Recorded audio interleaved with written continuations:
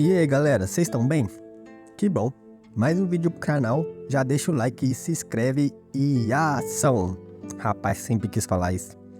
Na história de hoje, acompanhamos Yang Jagaki, o primeiro filho do líder da União de Murin, conhecido como a Estrela dos 10 Golpes. Ele ganhou esse título pois conseguia encontrar uma maneira de neutralizar quaisquer artes marciais dentro de 10 golpes.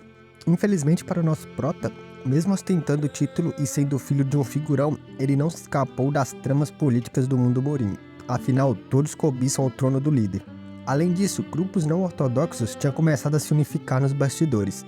E no final, nosso prota teve o azar de ser pego no meio dessa onda turbulenta de jogos políticos cheio de ganância e foi envenenado antes mesmo de completar 30 anos e foi de comes e bebes. Mas como você já deve ter pensado, ele acorda em um lugar estranho que ele não reconhece, mesmo tendo certeza que foi de comes e bebes depois de ter sido envenenado.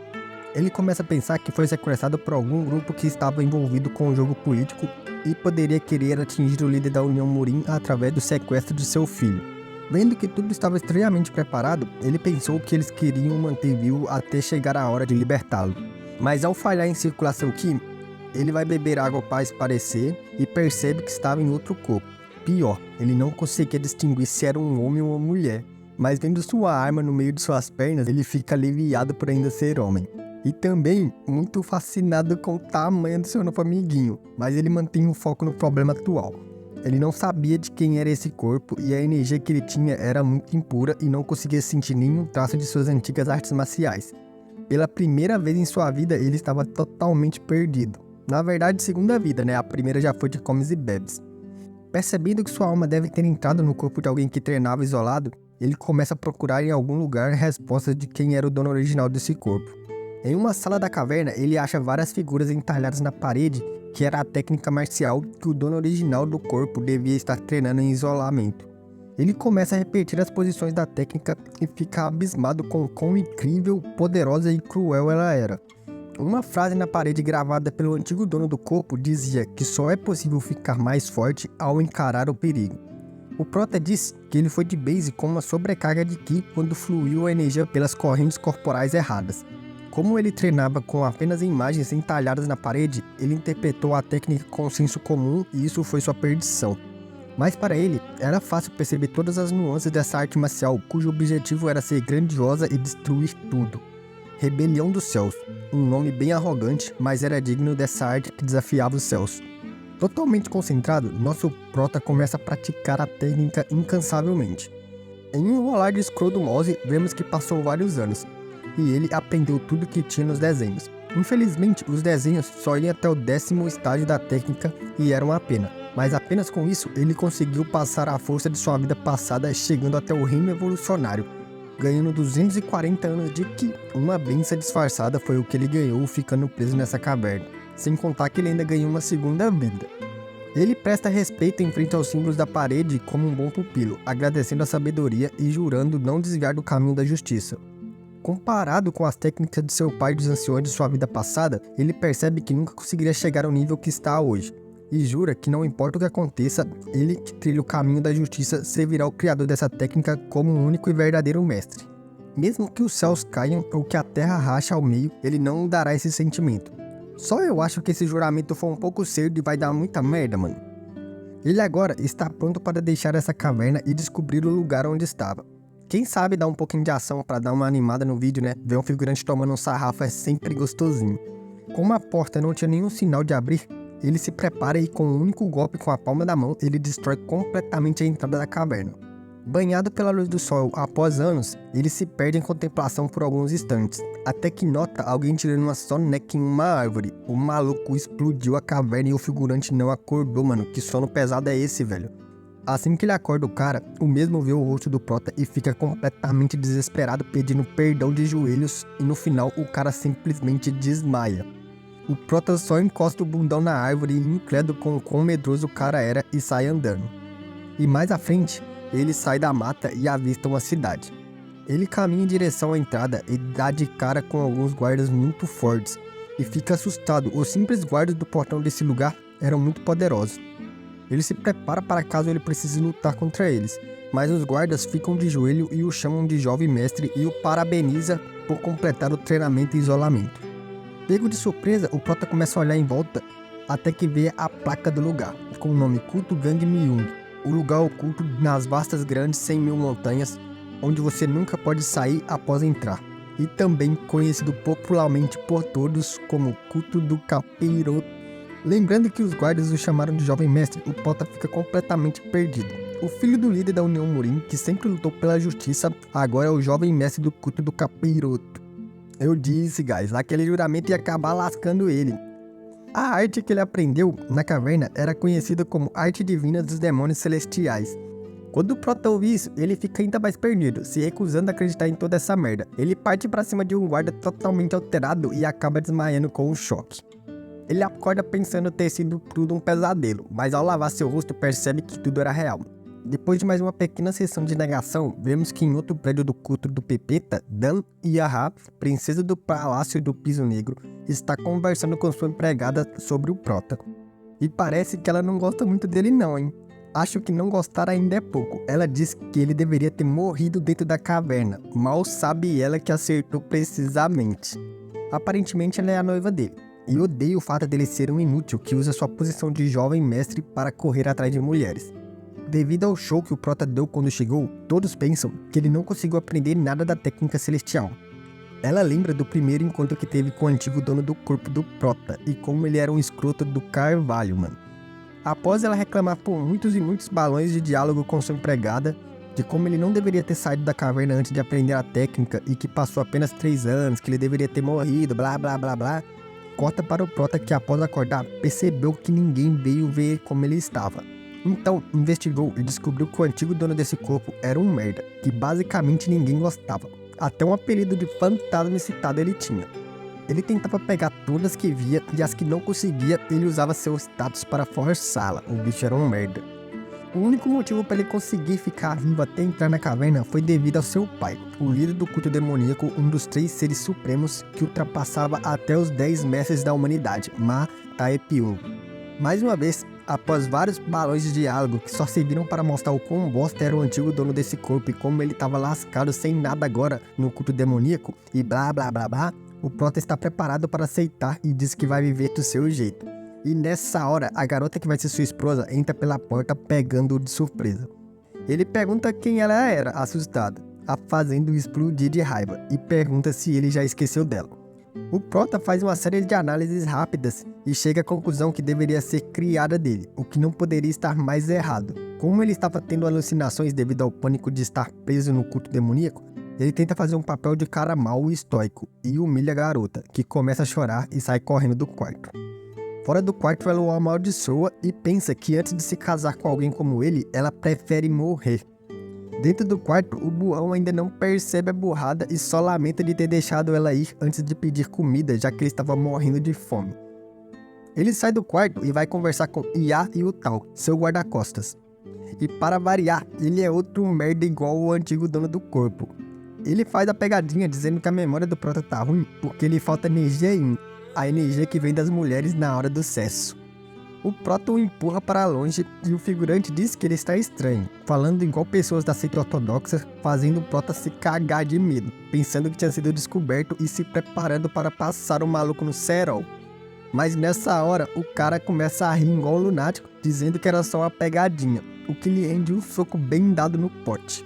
O prota pede para ele o explicar como as coisas funcionam no culto, mas sua barriga começa a roncar na hora e eles acabam indo conversar no restaurante. Quando os dois estavam indo, o figurante lembra que não dava para ir no restaurante top de linha que ele tinha falado, porque hoje era a reunião dos herdeiros do culto, onde os filhos das famílias mais importantes se reuniam. Mesmo com os vários avisos do figurante, o prota decide ir à reunião. Eles caminham enquanto o figurante explica como o culto é estruturado. Eles descobrem que alguns membros querem eleger um novo líder, já que Ma Taepium sumiu e ninguém sabe onde ele está. O protagonista diz que como ele está ali, não deveria ter problema, mas o figura disse que ninguém vê ele como líder, já que ele era fucking ignorante e só faz merda onde quer que vá. O prota dá uma bronca do figuras por falar assim dele, e lembra que prometeu aceitar o demônio celestial como mestre quando aprendeu a técnica na caverna. Ele não era um homem que volta atrás com suas palavras. Ele descobre que o culto demoníaco tem 1 milhão de membros e fica incrédulo. Outra coisa que ele não entende é como os grupos espalhados não começaram a rebelião quando o líder sumiu há 2 anos.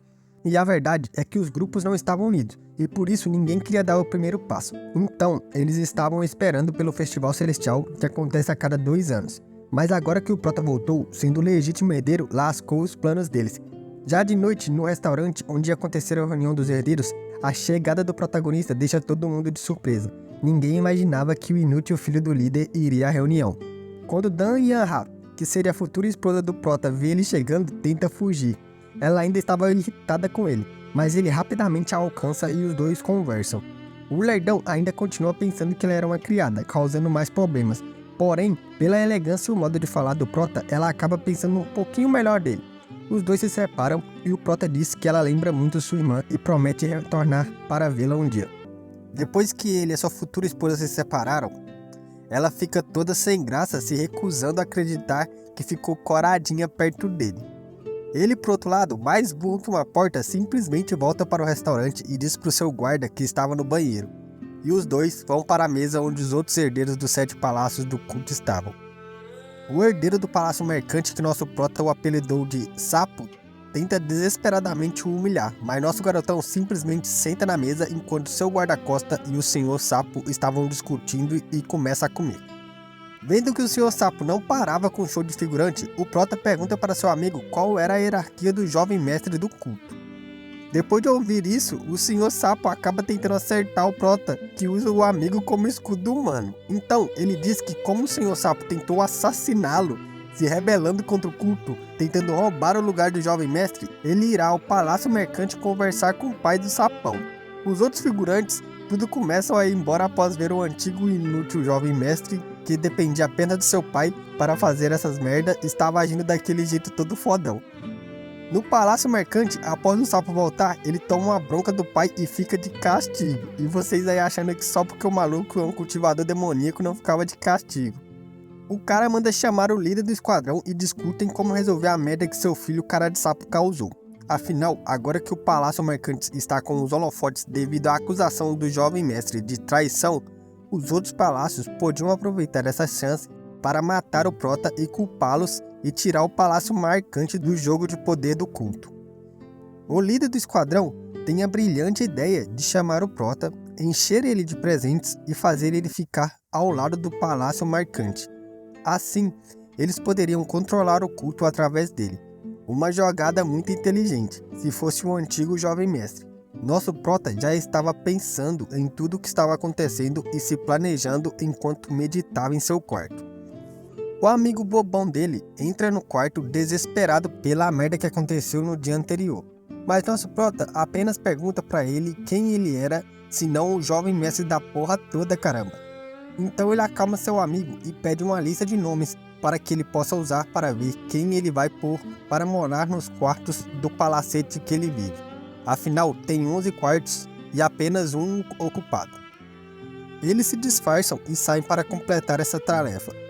E o Prota vai aprendendo mais sobre o culto e das dificuldades que eles enfrentam em morar nas 100.000 montanhas. O Prota pergunta por que eles não se mudam, e a resposta é que fora desse lugar todo mundo os vê como uma ameaça. O Prota diz que isso é devido à brutalidade e seu amigo diz: olha quem fala, né? O fantasma excitado. Para quem não lembra, esse era o apelido do antigo dono do corpo, que foi de Comes e Bebes. Após ouvir isso, o Prota fica preocupado. Mesmo que ele encontre pessoas para recrutar, quem iria querer ficar do lado dele, considerando como o antigo jovem mestre era um merda em todos os aspectos possíveis. Eles chegam à biblioteca e o velhote que cuida de lá, muito suspeito, começa a falar em código com seu colega. E depois de algumas palavras, o velho coloca os dois para fora e abre uma passagem secreta. Ele pergunta para alguém se pode deixar os dois entrar. Um velho em uma cadeira de roda que fala palavras difíceis e filosóficas diz que pode deixar os dois entrarem de boa. Quando o Prota vê a salinha, fica totalmente desacreditado. Tinha informações de basicamente todas as pessoas importantes nas planícies centrais. E o que mais chamou sua atenção e o fez ficar ansioso ou furioso, é difícil ler as emoções nesses quadrinhos, foi que ele viu que seu pai estava na lista. Ele encara o velhote na cadeira e diz que ele conseguiu muitas informações para ser um simples velho. E continua dizendo que se essas informações fossem usadas por pessoas ruins, muito sangue seria derramado. Acho que nosso menino ainda não entendeu o significado do culto demoníaco, só acho, mano. Um velhote muito debochado disse que nosso prota seria um rei terrivelmente bonzinho, fazendo o amigo e guarda-costas deles perguntar se ele estava procurando a morte, ou dizer algo assim para o jovem mestre do culto. O velho disse que esse era seu trabalho, e então ele disse que se por acaso chegasse a morrer ali, ninguém mais sairia dessa sala. Então ele aciona uma trava em sua cadeira de roda que tranca a porta. O prota pergunta se ele iria o matar para impedir que a informação vazasse. Mas o velhote simplesmente diz que ele apenas espera que ele considere o aviso de não vazar as informações. O prota então disse que poderia muito bem dizer que sim e depois voltar com mais pessoas para pegar o velho. E o velhote disse que no meio tempo disso acontecer, ele já teria fugido. Rapaz, tomara que esse velho vire aliado do nosso prota, tô gostando demais, mano. Após os dois deixarem um pouco o jogo de inteligência de lado, o velho pergunta por que o prota queria aumentar sua influência, já que ele veio buscar uma lista de pessoas. E o prota disse que na verdade quer a lista apenas para achar bons moradores para os quartos vazios de seu palacete, e os dois continuam sempre com palavras de duplo sentido e frases inteligentes. Rapaz, esses malucos estão jogando xadrez ou trocando informações, mano, que porra é essa? O prota, vendo que esse velho realmente não era uma pessoa normal, pergunta seu nome. E o velho responde Tong Jaegal, deixando o prota totalmente em choque, literalmente. Olha os raizinhos atrás dele. Conhecido como o Semeador dos Céus, Jaegal Tong, um dos homens mais inteligentes que nosso prota conheceu em sua vida passada, conhecido em todas as planícies centrais, seu superior, que o melhor tratava quando ele entrou no esquadrão do Dragão do Vento. O prota não entende como ele ficou em um estado tão deprimente, preso em uma cadeira de rodas no porão da biblioteca no culto demoníaco. Eles conversam tentando um descobrir as coisas por trás do outro, mas não leva a lugar nenhum. Então, o velhote mostra a lista com registros hierárquicos do culto e deixa o amigo do prota puto quando descobre que ele colocou o jovem mestre do culto como maluco e insano. Vendo que seu amigo estava o atrapalhando, o prota manda ele ir buscar muita água, falando que estava com muita sede, para deixar ele e o velho sozinhos. Quando os dois ficam a sós, o velho começa a mudar as informações do prota em sua lista, afinal ele era brilhante e inteligente. Tudo que ele fez até agora após sair da caverna estava planejado. Ele foi no restaurante procurar aliados fortes, atiçou o palácio mercante para se proteger e ainda disse que iria à sede deles porque precisava de dinheiro, porque seu objetivo era se tornar o próximo líder. Mas o velho então disse que para ele se tornar o próximo líder da seita, vai ser difícil. Ele vai precisar da ajuda dos anciões, dos palácios ou simplesmente de um velho como ele. Carai, que velho foda, mano. O prota então pergunta qual a chance dele se tornar líder se aceitar a ajuda dele. E o velho diz que era de 50%. E sem sua ajuda era só de 0,1%. Porra! Só que então o prota disse que o alvo dele não era o topo. As 100 mil montanhas é apenas um mero canto das planícies. Mesmo que ele chegue ao topo, ele ainda seria um tigre em uma montanha. O que ele queria era moldar as montanhas e mudar o culto demoníaco. O velho nem o leva em consideração, afinal ele não acredita que o prota podia fazer isso. E ainda diz que o prota não era insano, e sim perdido em suas próprias fantasias. Ele começa a falar muita merda o desencorajando, falando que ele não conseguiria. Ele diz que o culto só acredita em força e valoriza ela acima de tudo. E que o prota deveria parar de sonhar e aceitar sua parceria, que ele o ajudaria a chegar ao posto de líder do culto. E ele deveria ser rápido, porque a qualquer momento um assassino dos palácios pode acabar o matando. Totalmente irritado com quão baixo seu companheiro da vida passada caiu, o prota diz que vai fazer ele se lembrar de quem ele era. E pergunta para ele por que ele diz que é impossível e libera seu poder enquanto fala que mudará o culto com suas próprias mãos e que se ele ficar em seu caminho perdido em sua ganância sem sentido, ele vai acabar com a vida do velho ali mesmo. O velhote cai de joelhos todo cagado de medo. Ele percebe que o prota dominou as artes divinas celestiais. O prota então faz outro discurso sobre o velho que já foi conhecido como Semeador dos Céus e cai o tanto ficando preso em uma pequena sala e com um movimento de mãos ele destrói a porta que fechava a sala. O velho, vendo que o Prota dominou o poder dos céus, não entende o motivo de querer mudar a seita, se ele poderia simplesmente subir ao topo rapidamente. E com essas palavras, o Prota diz: o culto demoníaco de agora é como um abismo empurrando os outros na profundezas escuras, e ainda assim eles mesmos não podem escapar. Eu desejo meramente destruir essa conexão maléfica. Cê tá doido, o maluco é muito bravo, família. O velho disse que essas não são palavras que o jovem mestre do culto demoníaco deveria dizer, já que sua reputação era mais suja que pau de galinheiro. O velho começa a rir igual um lunático, pensando no quão interessante é o jovem mestre do culto tentando mudar tudo, e pede para o Prota poupar a sua vida. O Prota se pergunta por que deveria, e o velho diz que seu corpo pode estar fraco, mas é o suficiente para cuidar de detalhes irritantes para ele, e também diz para o Prota que ele era o 19º líder do Portão Humilde, uma organização de informações com as melhores conexões. Mesmo surpreso com essa informação, o Prota pergunta o que isso importa. Revelar segredos não significa que eles podem ter confiança mútua, e pergunta o que o velho queria. Então o velho pede que ele traga o conselheiro militar da União Murim, Jaegal Mudeong.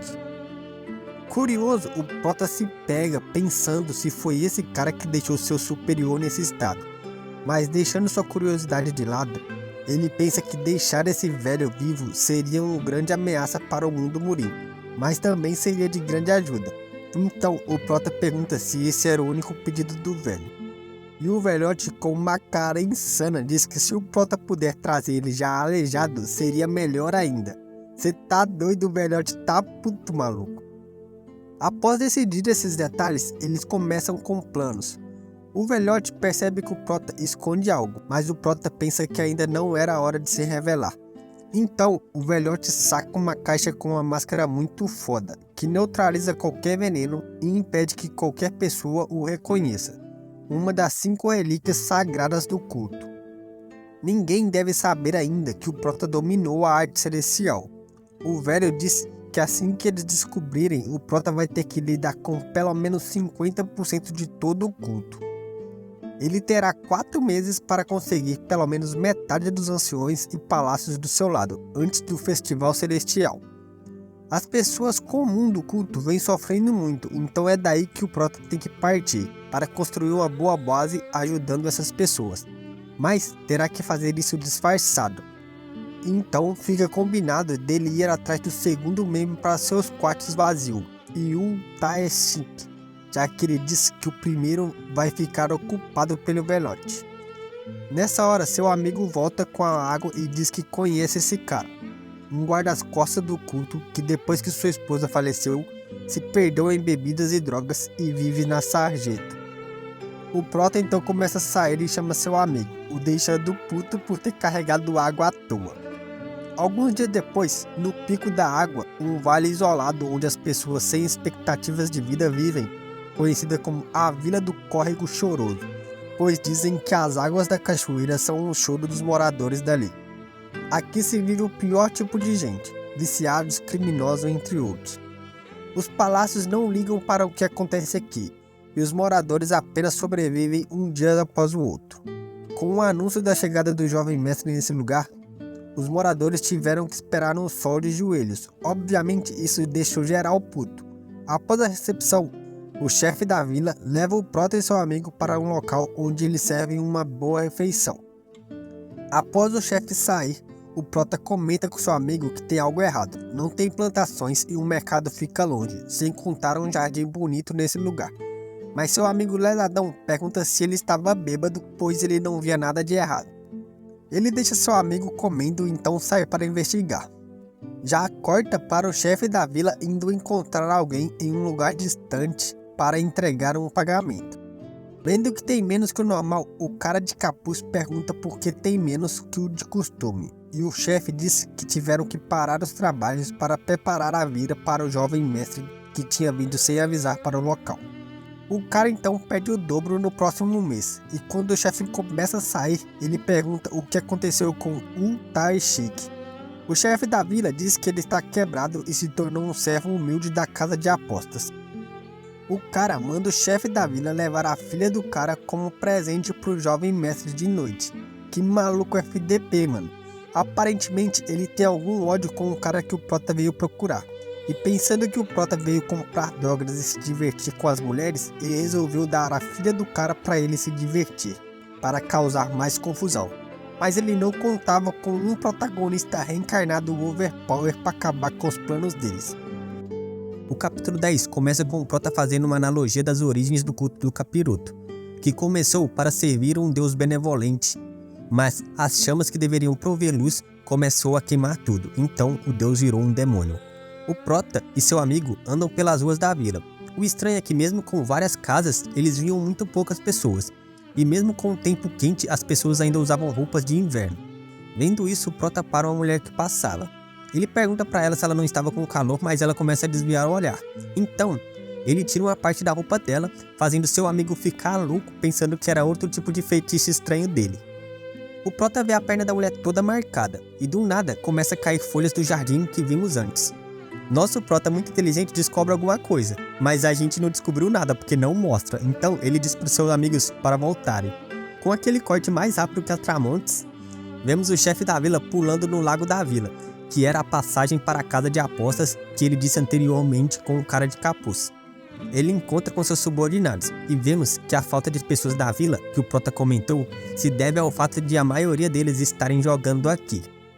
Enquanto ele passava, uma briga começa entre dois jogadores de cartas. O velhote, que parecia ser um bosta, já logo mete a peixeirada na mão do maluco e manda eles ficarem quietos, senão ele mataria os dois. Carvalho, mano, eu achei que ele era só um puxa-saco do baralho, mas ele é foda. Ele manda chamar todos de volta para o trabalho, pois a próxima carga vai ter que ser o dobro, como vimos o cara de capuz no último vídeo pedindo. O capanga dele diz que seria arriscado com o jovem mestre na vila, mas o chefe, que ainda pensa que nosso garotão é o inútil antigo jovem mestre, disse que ele só estava na vila porque queria dar um fight com as cremosas e se jogar nas drogas. Lembrando, guys, não usem drogas, o Proerd adverte. Ele também manda buscar o Yutashiki e sua filha, que será presente para o jovem mestre. Na casa de Yutashiki, sua filha estava tratando dele. E tipo, falar que belezinha, hein? Será que teremos um harém nessa obra? Yutashiki tá de mal a pior. Depois de toda essa merda que aconteceu com ele, começaram a dar um suposto remédio para ele, mas que na verdade só deixa a condição dele pior. Sua filha já percebeu isso e quer aproveitar o alvoroço com a chegada do jovem mestre a esse lugar para fugir com seu pai. Quando seu velho ouve a palavra jovem mestre, começa a ficar irritado, mas no final apenas solta uma risada forçada. Será que a morte da sua esposa foi culpa do jovem mestre? Fica essa pergunta no ar aí. Enquanto ela se pega pensando na condição de seu pai, que só vai continuar piorando se continuar ali, o capanga chega na porta e manda ela e seu pai o seguir, e diz que ela tem 1 hora para ficar limpa e bem arrumada. Já na casa de aposta, após o susto inicial da garota, eles a separam do seu pai, dizendo que o chefe quer ver apenas ela e que eles cuidarão de seu pai com os remédios. O pai dela agarra sua mão para não deixar ela ir, mas quando eles mostram a suposta farinha branquinha para ele, se é que vocês me entendem, ele deixa ela ir. Viciados e seus vícios, fazer o quê? Dentro da sala, o chefe da vila abre todo o jogo pra ela. Ele conta sobre todos os seus planos e como ele não tá dando remédio nem nada e que ela já deve ter percebido que seu pai só tá piorando. Quando ele encosta no rosto da garota, ela fica assustado. E ele se pergunta se as mãos dele eram sujas demais para ela. E completa dizendo que logo logo o corpo dela também ficará bem sujo. Ele diz que ela só se manteve viva e bem até hoje por cuidados dele e que essa era a hora dela o recompensar por isso. Ela manda ele ficar longe, mas o velho disse que ela já deve saber a situação do seu pai. E como ele não dava a mínima pros dois, se ela fosse obediente pelo menos dessa vez, ela e seu pai poderiam deixar a vila. Mas para isso, ela teria que esquentar a cama do jovem mestre essa noite. Ao ouvir isso, a garota fica em choque, literalmente, olha os raizinhos aí de novo. Ela lembra dos rumores do jovem mestre ser cruel que machucava as mulheres por seu bel prazer, o famoso fantasma excitado. Mesmo relutante, a jovem aceita, depois da ameaça de ser vendida a um bordel e seu pai esquartejado. À noite, quando o Prota pensava na vila e onde poderia estar o lugar que o chefe estava produzindo as drogas, a jovem chega ao quarto dele. O Prota assume o papel de cara mal de novo e começa a jogar com ela. Mesmo vendo que ela estava sendo obrigada a fazer isso, no final ele simplesmente usa um ponto de pressão para forçar um desmaio. Quando a jovem acorda, pensando que o Prota a usou, Ela diz a ele que precisava da sua ajuda e que estava disposta a usar seu corpo como pagamento se ele ajudasse ela e seu pai. O prota disse que não estava interessado, fazendo o papel de cara mau. Porém, diz que ele queria ouvir a história e pergunta o nome do pai dela. O Taishik, o nome do pai da garota e o alvo do prota nessa missão na vila. O prota vai conseguir matar 2 coelhos com um ataque só. Após ouvir a história deprimente da garota e seu pai, e também descobrir o plano do chefe da vila, ele vai ao quarto do seu colega e o mostra a droga que também veio com a garota para seu quarto. O cara todo inconveniente diz que o prota antigamente se entupia com isso, e que uma vez, depois de ficar chapadão no Palácio dos Venenos, ele tacou fogo em todo o lugar, que era o único lugar do culto que tinha permissão de produzir isso, e ainda apanhou do chefe do lugar. O prota pede educadamente a seu amigo para usar a droga para ver os efeitos. Ele cai no chão todo tonto e o prota o ajuda a eliminar os efeitos da droga e o deixa dormindo. Nosso prota pega a máscara que ganhou do velho da biblioteca e diz que o chefe da vila passou de todos os limites, enquanto faz uma cara totalmente insana. Orifícios não serão perdoados. No esconderijo, onde as drogas são produzidas, 2 capangas estavam espancando o Taishik, que estava implorando por sua filha. Os 2 basicamente deixam ele no portão da morte. O fato do velho ter um olhar desafiador como se fosse um tigre irritava muito esses figurantes. Descobrimos que o chefe da vila sequestra os pais dos jovens e depois os forçam a produzir drogas, dizendo que estavam cuidando dos velhos enquanto eles viciavam os velhos nas próprias drogas que seus filhos produziam. Um plano elaborado que deixa o nosso prota muito enfurecido quando chega ao local. Vou puxar um ponto aqui, o prota só vai desmaiar esses FDP, mano. Deveria matar essas raças ruins, mano. Após se livrar dos 2 figuras, ele encontrou o Taishik basicamente morto. O velho disse que precisa da ajuda do prota, só que em vez de pedir salvação ou vingança em seu nome, ele simplesmente pede pelo bem de sua filha, comovendo ainda mais o prota. Vendo que tem que agir rápido, já que os pontos de pressão do velho foram selados, ele começa a fazer uma infusão de energia no velho e fica totalmente assustado. O velho era um poço sem fundo e literalmente precisou dos 240 anos de energia que o prota conseguiu após completar seu treinamento na caverna. Só pra lembrar, essas são as reservas de energia dele, ele não vai ficar sem cultivo depois de fazer isso. O velho agradece imensamente depois que recuperou o juízo e conta a sua história. Ele nasceu em uma família pobre e subiu até os ranks mais altos, vivendo felizmente com sua esposa. Ele alcançou o pico de sua força na época e para subir para o estágio evolucionário, precisava de um treino em reclusão. Deixando sua esposa e filha sob os cuidados de alguém próximo, ele saiu, mas em um curto período que ficou ausente, ele descobriu que elas foram sequestradas e deixou seu treino para procurar as 2, e quando encontrou, sua esposa já tinha ido de comes e bebes. Ele não culpou ninguém além de si mesmo, a ganância de se fortalecer o cegou na época. Ele pensou em morrer várias vezes na época, mas sua filha era a pequena chama em meio a uma tempestade que o mantinha vivo ainda. Então, ele selou suas artes marciais e se viciou em drogas para esquecer a dor de perder sua esposa. O prota pergunta se ele preferiria morrer em vez de ser salvo por ele, mas ele diz que ele não estava em seu juízo perfeito devido às drogas e nunca esqueceria a bondade do jovem em sua frente. Ele pergunta se o jovem era da Palacete Myung, deixando o prota confuso se a máscara era realmente um tesouro ou era só uma cópia barata entregada a ele pelo velhote da biblioteca, e se pega pensando se ele mentiu para ele. Mas o Taishik descobriu pela energia que o prota tinha, já que apenas a energia da arte divina do demônio celestial era compatível com a dele, e apenas as pessoas do Palacete Myung podiam aprendê-las. Mas ele ainda não descobriu que ele era o jovem mestre, fica esse ponto. Ele jura lealdade ao jovem à sua frente, dizendo que por ele faria qualquer coisa, mas em troca ele pede por sua filha. Nosso prota diz para ele não se preocupar, pois ela estava bem e nenhum mal caiu sobre ela. E o velho fica feliz dizendo que já que ela está ao lado de um homem como ele, isso era tudo que ele podia pedir. O prota diz para ele que no dia seguinte o jovem mestre e o chefe da vila irão aparecer ali, e que ele podia fazer o que quiser com os 2, mas para pelo menos não matar o jovem mestre. No outro dia de manhã, o chefe da vila vem chamar o prota assim como ele calculou.